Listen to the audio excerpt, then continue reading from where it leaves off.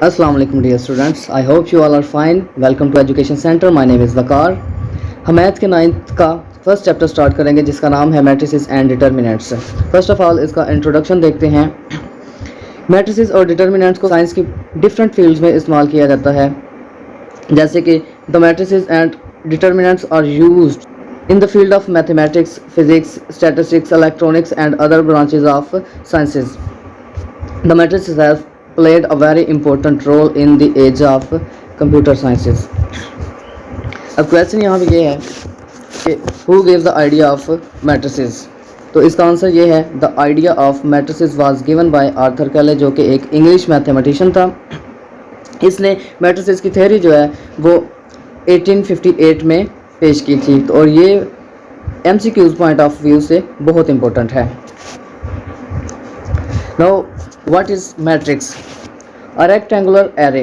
Array का मतलब होता है अरेंजमेंट और फॉर्मेशन मतलब बनावट of a collection of real numbers से 0, 1, 2, 3, 4 and 7 such as 1, 3, 4, 7, 2, 0 and then enclosed by a bracket is said to form a matrix. तो इस तरह हमारे पास जो फॉर्मेशन आएगी इसको हम मैट्रिक्स बोलेंगे। And this is another example of matrix. Now we will see what are rows and columns of a matrix. In matrix the entries presented in horizontal way are called rows. Horizontal का मतलब दाएं से बाएं या बाएं से दाएं होता है, ठीक है। We can see here in the matrix A, this is first row and this is second row and this is third row of matrix. Now, what are columns of a matrix? In matrix, all the entries presented vertically way are called columns of a matrix. Vertically का मतलब होता है ऊपर से नीचे या नीचे से ऊपर, ठीक है। We can see here, this is first column of a matrix, this is second, and this is third column of a matrix. Now, what is order of a matrix? The number of rows and columns in a matrix specifies its order.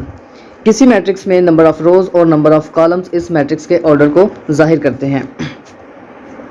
If a matrix M, अगर कोई M matrix हमारे पास हो, has M rows और उसकी रोज जो है वो M हो एंड एन कॉलम्स हो, then M is said to be order of M by N. M और एन यहाँ पे कोई भी नंबर हो सकता है, ठीक है। किसी भी मैट्रिक्स के ऑर्डर को एम बाय एन से रिप्रेजेंट किया जाता है, ठीक है।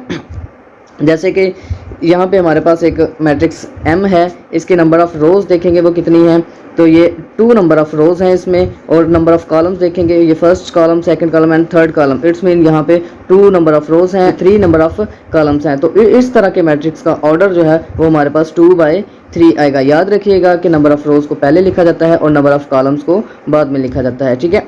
इसी तरह से हमारे पास एक और मैट्रिक्स N है, इसमें नंबर ऑफ़ रोज़ जो हैं वो 3 हैं एंड नंबर ऑफ़ कॉलम वो भी 3 है। तो इस तरह के मैट्रिक्स का जो ऑर्डर है वो हमारे पास 3/3 आ जाएगा, ठीक है। Another example of order of matrix, ये P कोई मैट्रिक्स हमारे पास गिवन है, इसमें नंबर ऑफ रोज देखेंगे तो वो सिर्फ 1 है और नंबर ऑफ कॉलम देखेंगे तो वो 1, 2 एंड 3। तो इस तरह के मैट्रिक्स का ऑर्डर जो है वो 1/3 आ जाएगा हमारे पास। Now equal matrices, let A and B 2 matrices, then A is said to be equal to B and denoted by A is equal to B if and only if। A और B कोई 2 matrices हैं, जब ये equal कहलाएंगे तो इनको A is equal to B से denote किया जाता है। और मैट्रिसेस इक्वल कब होंगे, इसके लिए 2 कंडीशंस हैं। फर्स्ट कंडीशन ये है कि the order of A is equal to the order of B, यानी कि अगर फर्स्ट मैट्रिक्स का ऑर्डर यानी A मैट्रिक्स का ऑर्डर हमारे पास 2/2 है तो इसी तरह से सेकंड मैट्रिक्स यानी B मैट्रिक्स का ऑर्डर भी 2/2 होना चाहिए। अगर A मैट्रिक्स का ऑर्डर 3/3 है तो B मैट्रिक्स का ऑर्डर भी 3/3 होना चाहिए, ठीक है। और सेकंड कंडीशन इसमें क्या है, सेकंड कंडीशन ये है कि their corresponding entries are equal. अगर first entry of matrix A 1 है तो इसी तरह से जो सेकंड मैट्रिक्स हमारे पास B मैट्रिक्स है उसकी भी एंट्री 1 होनी चाहिए। एग्जांपल देखते हैं, ये हमारे पास मैट्रिक्स A गिवन है, ये मैट्रिक्स B गिवन है, ठीक है। हमने देखना है कि मैट्रिक्स A की जो फर्स्ट एंट्री है या फर्स्ट एलिमेंट है वो मैट्रिक्स B के फर्स्ट एलिमेंट के इक्वल होना चाहिए। मतलब अगर यहाँ पे एंट्री 1 है तो यहाँ पे भी एंट्री 1 होनी चाहिए। अब सेकंड एलिमेंट देखते हैं, यहाँ पे 3 है और यहाँ पे 2+1 इज इक्वल टू 3 होता है। इट्स मीन अगर यहाँ पे सेकंड एंट्री 3 है तो यहाँ पे भी सेकंड एंट्री 3 है। इसी तरह से थर्ड एंट्री देखते हैं, ये -4 है, यहाँ पे भी -4 है, और ये फोर्थ एंट्री 2 है, और यहाँ पे 4 - 2 इज इक्वल टू 2। तो इट्स मीन यहाँ पे 4 एंट्री अगर 2 है तो यहाँ पे भी फोर्थ एंट्री 2 है। ठीक है, इस तरह के मैट्रिक्स जो होते हैं वो एक दूसरे के इक्वल मैट्रिक्स होते हैं और इनको A is equal to B करके लिखा जाता है। अब हम एक्सरसाइज स्टार्ट करते हैं। क्वेश्चन नंबर 1 है, find the order of following matrices. इसका फर्स्ट पार्ट मैट्रिक्स ए हमें गिवन है, तो इसका ऑर्डर हमने फाइंड करना है। तो ऑर्डर आपको पता है, column number of rose and number of columns किसी मैट्रिक्स के ऑर्डर को रिप्रेजेंट करते हैं। ठीक है, इसमें नंबर ऑफ रोज 2 हैं और नंबर ऑफ कॉलम्स भी 2 हैं, तो इसका ऑर्डर जो है वो 2/2 होगा। यहाँ पे भी नंबर ऑफ रोज 2 हैं और नंबर ऑफ कॉलम्स 2 हैं, तो इसका ऑर्डर भी 2/2 होगा। सी मैट्रिक्स में हम देखते हैं, इसमें नंबर ऑफ रो 1 है और नंबर ऑफ कॉलम्स 2 हैं, तो इसका ऑर्डर है वो 1/2 होगा। ओके, इसी तरह से डी है, इसमें नंबर ऑफ रोज 3 हैं एंड नंबर ऑफ कॉलम 1 है, तो इसका ऑर्डर जो है 3/1। इसी तरह से मैट्रिक्स ई गिवन है, इसमें नंबर ऑफ रोज 3 हैं और नंबर ऑफ कॉलम 2 हैं, तो इस तरह के मैट्रिक्स का ऑर्डर जो है वो 3/2 होगा। एफ मैट्रिक्स गिवन है, इसकी रो भी 1 है और कॉलम भी 1 है, तो इसका ऑर्डर जो है वो 1/1 होगा। अब जी मैट्रिक्स हमारे पास गिवन है, इसमें नंबर ऑफ रोज 3 हैं एंड नंबर ऑफ कॉलम भी 3 हैं, तो इस तरह के मैट्रिक्स का जो ऑर्डर है वो होता है 3/3। ठीक है, आपको पता है नंबर ऑफ रोज को पहले लिखा जाता है और नंबर ऑफ कॉलम्स को बाद में लिखा जाता है। ठीक है, इसी तरह से एच मैट्रिक्स है हमारे पास, तो इसमें नंबर ऑफ रोज वो 2 हैं और नंबर ऑफ कॉलम्स 3 हैं, तो इस तरह के मैट्रिक्स का ऑर्डर जो है वो आ जाएगा हमारे पास 2/3। क्वेश्चन नंबर 2 है, which of the following matrices are equal matrices. Equal matrix अभी अभी पढ़ा है आपने, इसमें 2 कंडीशंस होती हैं। फर्स्ट कंडीशन तो ये कि दोनों मैट्रिसेस का ऑर्डर सेम होना चाहिए, और सेकंड ये कि करस्पॉन्डिंग एंट्रीज भी सेम होनी चाहिए। अब जैसे कि हमारे पास ए मैट्रिक्स है, तो इसका ऑर्डर जो है वो 1/1 है, तो इसी तरह से कोई सेकंड मैट्रिक्स हमने देखना है जिसका ऑर्डर 1/1 होगा। तो ये सी मैट्रिक्स है, इसका ऑर्डर 1/1 है और इन दोनों की एंट्रीज भी सेम है। अगर ये 3 है तो यहाँ पे भी 5 - 2 इज इक्वल टू 3 है। ठीक है जी, तो it's mean A matrix is equal to C. Then B वाला देखते हैं, बी किसके इक्वल आ रहा है। बी जो है ये 3 और 5 है, तो ये आई के इक्वल आएगा। ठीक है, क्योंकि यहाँ पे भी फर्स्ट एंट्री 3 है और सेकंड एंट्री जो है वो 3 + 2 इज इक्वल टू 5 है। So B is equal to matrix I. इसी तरह से हमारे पास डी मैट्रिक्स है, तो इसमें एंट्रीज जो है वो 5 3 है, तो हम देख सकते हैं यहाँ पे कोई भी ऐसा मैट्रिक्स नहीं है जिसकी एंट्रीज 5 और 3 होगी, तो इट्स मीन डी किसी के भी इक्वल नहीं है। ई मैट्रिक्स देखेंगे तो ई और एच जो है ये दोनों एक दूसरे के इक्वल हैं, क्योंकि इनका ऑर्डर भी सेम है और इनकी एंट्रीज भी सेम है। इस तरह से एफ मैट्रिक्स को देखते हैं, एफ में 2 6 है एंट्रीज, और यहाँ पे भी अगर देखा जाए हमारे पास जी मैट्रिक्स में 3 - 1 होता है वो 2 और 3 + 3 6 होता है, तो यहाँ पे एंट्रीज अगर 2 6 है, यहाँ पे भी 2 6 है। So it's mean F matrix is equal to G. अब रह गया हमारे पास जे मैट्रिक्स है, तो इसको देखते हैं, सोल्व करेंगे। 2 + 2 को तो ये 4 होता है, 2 - 2 0 होता है, और 2 + 4 ये 6 होता है, 2 + 0 ये 0 होता है। तो जे मैट्रिक्स जो है वो मैट्रिक्स ई एच के इक्वल है। इट्स में यूँ लिखा जाएगा, matrix E is equal to matrix H and matrix H is equal to matrix J. तो ये हमारे पास सेकंड क्वेश्चन था जिसमें हमने इक्वल मैट्रिसेस फाइंड आउट करने थे। Now question number 3, find the value of A B C and D which satisfies the matrix equations. अब यहाँ पे हमें 2 इक्वल मैट्रिसेस दिए गए हैं।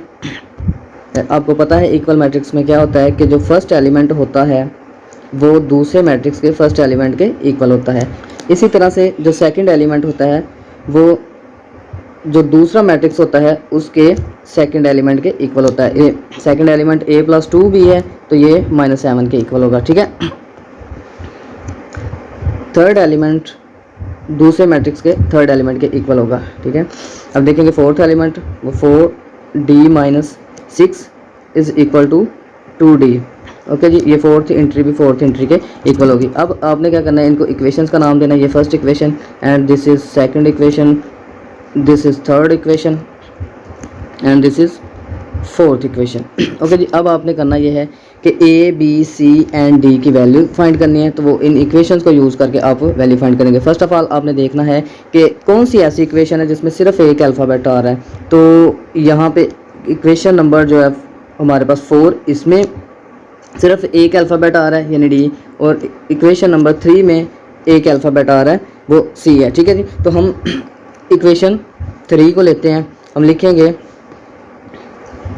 From equation 3। तो इक्वेशन 3 हमारे पास है c minus 1 is equal to 3। तो यहाँ पे लिख लेंगे c minus 1 is equal to 3। यहाँ से c की वैल्यू फाइंड आउट कर लेंगे, तो c इज़ इक्वल टू हो जाएगा हमारे पास 3, और ये माइनस 1 इधर आके हो जाएगा प्लस का, तो c इज़ इक्वल टू हमारे पास आ गया 4 का। ये c की वैल्यू फाइंड आउट कर ली हमने। अब हमने देखना ये है कि c और कौन सी इक्वेशन में, ये तो हमने सॉल्व कर ली। अब नेक्स्ट देखते हैं c कौन सी इक्वेशन में है। तो c आ रहा है a plus C, first equation में आ रहा है, तो हम अब c की वैल्यू जो है वो फर्स्ट इक्वेशन में पुट करेंगे। तो हम लिखेंगे a plus C is equal to 0।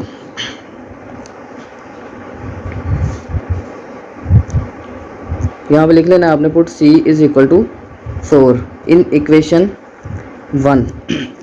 तो इक्वेशन 1 हमारे पास है a plus C is equal to 0। a as it is रहेगा और c की जगह पे हम 4 को पुट करेंगे इज़ इक्वल टू 0। तो यहाँ से a की वैल्यू जो है वो हमारे पास आ जाएगी -4, क्योंकि यहाँ पे 4 प्लस हो रहा है, यहाँ पे आके माइनस का आ जाएगा, ठीक है। तो ये हमारे पास a की वैल्यू भी आ गई। अब हम देखेंगे कि a कौन सी इक्वेशन में आ रहा है। तो a सेकंड इक्वेशन में आ रहा है, ठीक है। तो हम a की वैल्यू को सेकंड इक्वेशन में पुट कर देंगे। तो हम लिखेंगे a plus 2b is equal to -7। तो यहाँ पे हम लिखते हैं put a is equal to -4 in equation 2। तो इक्वेशन 2 हमारे पास है a plus 2b is equal to -7, a plus 2b is equal to -7, ठीक है। यहाँ पे a की वैल्यू पुट करेंगे, तो a की वैल्यू हमारे पास है -4 plus 2b as it is equal to -7 also as it is. हमने वैल्यू फाइंड आउट करनी है b की, तो इसके लिए से तो ये 2b एज इट इज़ आ जाएगा, तो इज़ इक्वल टू -7, ये वाला -4 इधर आके प्लस का 4 हो जाएगा, ठीक है। अब ये 2b एज इट इज़, ये माइनस प्लस माइनस, तो हमारे पास 7 माइनस 4 करेंगे तो वो 3 आ जाएगा। आपने देखना ये बड़ी वैल्यू के साथ माइनस लगा, तो 3 के साथ माइनस लगा देना आपने। इस तरह से b की वैल्यू हमने फाइंड आउट करनी है। तो ये 2 भी है b के साथ, तो इट्स मीन 2 को भी हटाना होगा, तो 2 इधर मल्टीप्लाई कर रहा है तो इधर आएगा तो डिवाइड हो जाएगा, ठीक है। अब ये हमारे पास आ गई b की वैल्यू। अब इसको यूँ भी लिख सकते हैं, अगर इनको डिवाइड किया जाए तो -1.5 आ जाएगा, ठीक है। ये भी b की वैल्यू है। नो अब हमारे पास रह गई d की वैल्यू। तो d की वैल्यू फाइंड आउट करने के लिए हम इक्वेशन नंबर 4 लेंगे, ठीक है, क्योंकि इसमें d आ रहा है। तो ये है 4d minus 6 is equal to 2d। अब लिखना है फ्रॉम इक्वेशन 4। तो इक्वेशन 4 हमारे पास है 4d minus 6 is equal to 2d। 4d minus 6 is equal to 2d। तो आपने d की वैल्यूज़ को एक तरफ कर लेना है, जैसे ये 4d है इसको इधर ही रहने देना है, और ये वाला 2d इधर आके हो जाएगा माइनस का, तो ये 6 जो है वो इधर आ जाएगा, तो इधर आके हो जाएगा प्लस का, ठीक है। तो 4d में से अगर 2d निकाल दिए जाए तो हमारे पास बचते हैं 2d इज़ इक्वल टू ये 6 एज इट इज़ आ जाएगा। तो हमने d की वैल्यू फाइंड करनी है, तो ये 2 जो है वो d के साथ आ रहा है, तो इट्स मीन इस 2 को हमने यहाँ से ख़त्म करना है। तो इसके लिए ये 2 इधर जो है वो मल्टीप्लाई कर रहा है, तो इधर आएगा तो डिवाइड हो जाएगा, ठीक है जी। तो डिवाइड करेंगे तो 2 1 ज़ा 2 और 2 3 ज़ा 6 आता है, ठीक है। तो ये हमारे पास d की वैल्यू भी आ गई, ठीक है। ये आज का हमारा लेक्चर था। इंशाल्लाह मिलते हैं नेक्स्ट वीडियो में। Until then take care.